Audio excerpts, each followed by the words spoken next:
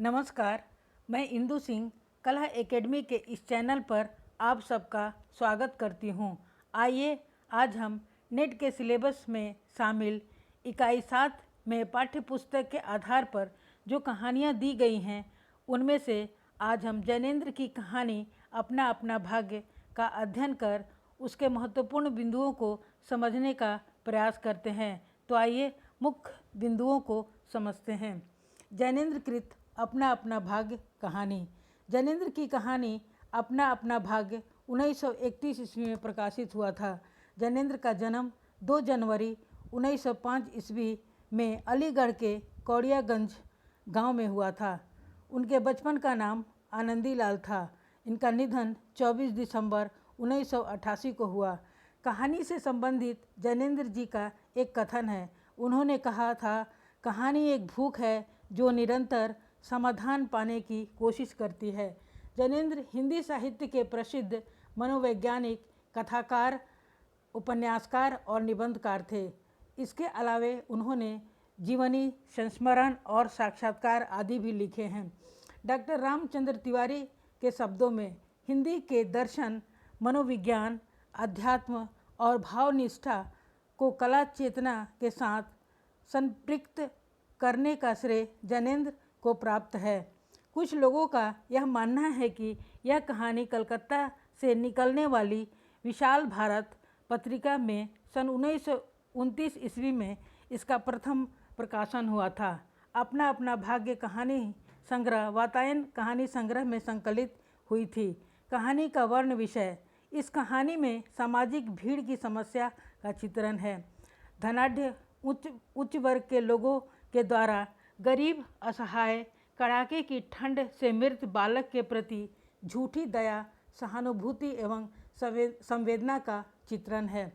इनके प्रमुख उपन्यास हैं परख, सुनीता, त्यागपत्र, कल्याणी, विवर्त, सुखदा, व्यतीत और जयवर्धन, मुक्तिबोध, अनंतर, अनाम स्वामी, दशार्क है। दशार्क इनका अंतिम उपन्यास है। इनके कहानी संग्रह। पहला फांसी 1929 ईस्वी में यह प्रथम कहानी संग्रह है। इस संग्रह में कुल 3 कहानियां हैं। कहानी में क्रांतिकारी गतिविधियों का चित्रण है। जैनेंद्र बाल मनोविज्ञान एवं कहानी में मनोविज्ञान के जनक माने जाते हैं। दूसरा वातायन 1931 ईस्वी में प्रकाशित। इस संग्रह में कुल 13 कहानियां हैं। तीसरा 2 चिड़ियाँ 1934 ईस्वी में प्रकाशित। इस संग्रह में कुल 8 कहानियाँ संकलित हैं। चौथा एक रात 1935 ईस्वी। इस संग्रह में कुल 19 कहानियाँ संकलित हैं। 5 नीलम देश की राजकन्या 1938। इस कहानी संग्रह में कुल 25 कहानियाँ संकलित हैं। 7वां ध्रुव यात्रा 1944। इसमें कुल 9 कहानियाँ संकलित हैं। 8वां पाजेब 1948 ईस्वी। इस संग्रह में कुल 11 कहानियाँ हैं। 9 जय संधि 1948। इसमें कुल 7 कहानियाँ संकलित हैं। संस्मरण ये और वे 1954 ईस्वी। जीवनी अकाल पुरुष गांधी 1968 ईस्वी। अनुदित ग्रंथ मंदाकिनी नाटक 1935 ईस्वी। प्रेम में भगवान कहानी संस्मरण 1937 ईस्वी। पाप और प्रकाश नाटक 1953 ईस्वी। सहलेखन तपोभूमि उपन्यास ऋषभ चरण जैन के साथ 1932 ईस्वी में। संपादित ग्रंथ साहित्य चयन निबंध संग्रह 1951 तथा विचार वल्लरी निबंध संग्रह 1952। इनकी पहली कहानी खेल है जो 1928 ईस्वी में विशाल भारत पत्रिका में प्रकाशित हुई थी।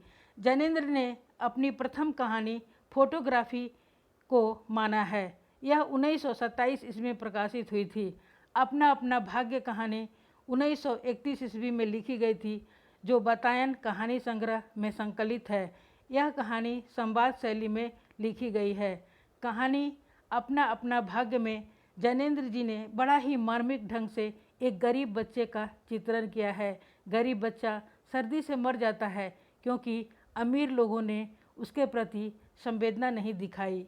इस कहानी का अंत दुखद है। यह पाठक को सोचने के लिए विवश कर देता है कि सामाजिक विषमता की जो खाई है, मनुष्य इतना संवेदनहीन कैसे हो सकता है। गरीब की उपेक्षित जीवन जीने की मजबूरी और अमीर वर्ग के द्वारा निर्दयी व्यवहार को दिखाना ही लेखक का मुख्य उद्देश्य है।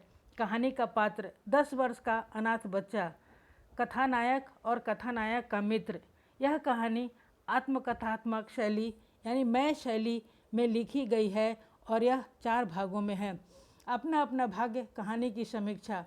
कहानी में एक निर्धन, असहाय तथा शोषित पहाड़ी बालक का चित्रण किया गया है, जो परिवार की गरीबी से तंग आकर वह भागकर नैनीताल आ जाता है, परंतु यहाँ आने के बाद भी उसके दुखों का अंत नहीं होता है।